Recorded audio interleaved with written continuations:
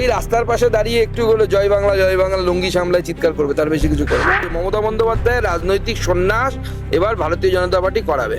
জ্যোতি বসু দেখে যেতে পারেননি যে সিপিএম হেরেছে। মমতা বন্দ্যোপাধ্যায়কে আমরা জীবিত অবস্থায়, সুস্থ স্বাভাবিক থাকা অবস্থায় দেখিয়ে দেব যে তৃণমূল হেরেছে। ভবানীপুরে ওনার বাড়ি, ওনার তো ভবানীপুরেই দাঁড়ানো উচিত। একদিন আমরা দেয়াল লিখন করতে গেছি, শুভেন্দুদা দুটো মিটিং করতে গেছে, পার্টি অফিসে গিয়ে বসেছে, তাতেই যদি ভয় পেয়ে যায় তাহলে তো মুশকিল।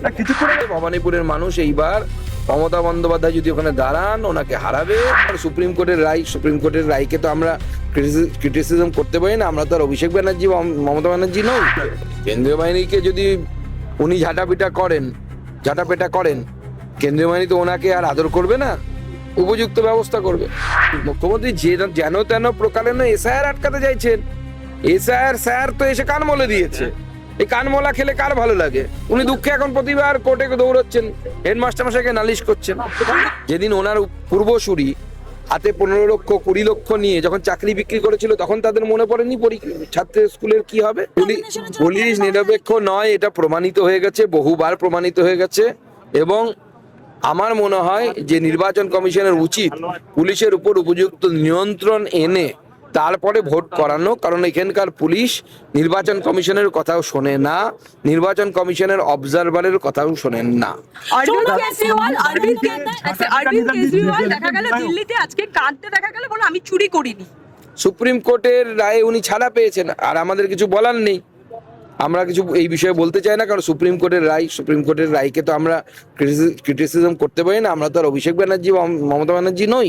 সুপ্রিম কোর্টের ঊর্ধ্বে, আমরা সুপ্রিম কোর্টের নিচে।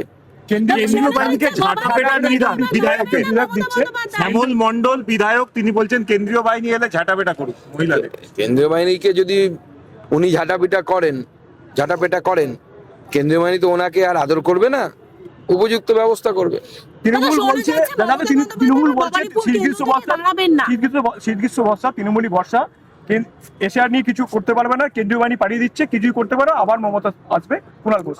মমতা যদি আসবে, জনগণ যদি ভোট দেয় আসবে, জনগণ ভোট দেবে না। জনগণ সিদ্ধান্ত নিয়েছে মমতা বন্দ্যোপাধ্যায় রাজনৈতিক সন্ন্যাস এবার ভারতীয় জনতা পার্টি করাবে। জ্যোতি বসু দেখে যেতে পারেননি যে সিপিএম হেরেছে।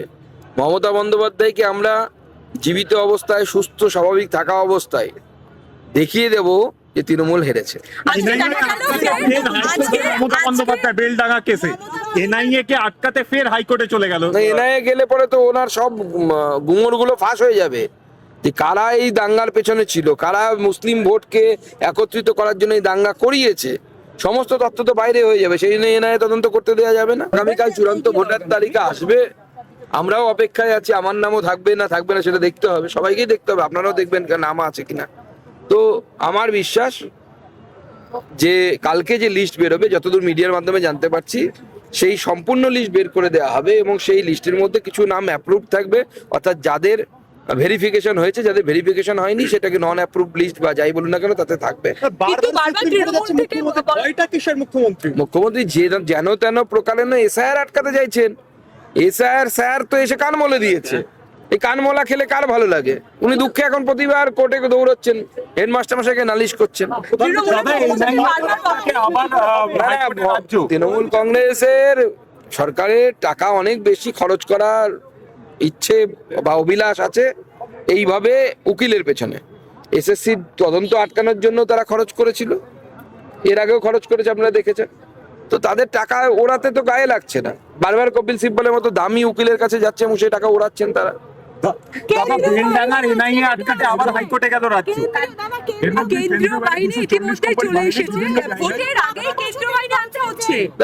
দেখুন আজকে বাত্যবাবুর পঠন পাঠনের কথা মনে পড়েছে। যেদিন 26,000 চাকরি চলে গেছে সেদিন মনে পড়েনি?